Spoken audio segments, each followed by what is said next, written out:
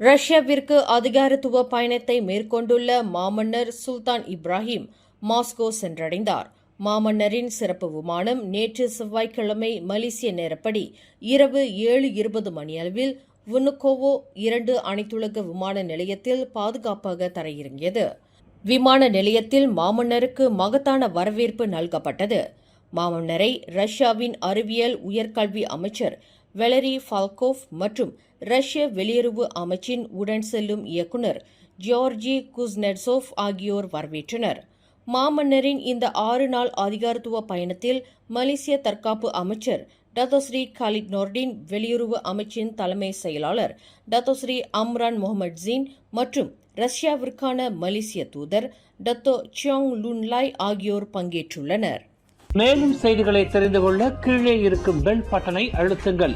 உங்கள் மகிழ்ச்சியை வெளிப்படுத்த லைக் மற்றும் ஷேர் செய்யுங்கள். தொடர்ந்து திசைகளோடு இணைந்திருக்க சப்ஸ்கிரைப் செய்யுங்கள்.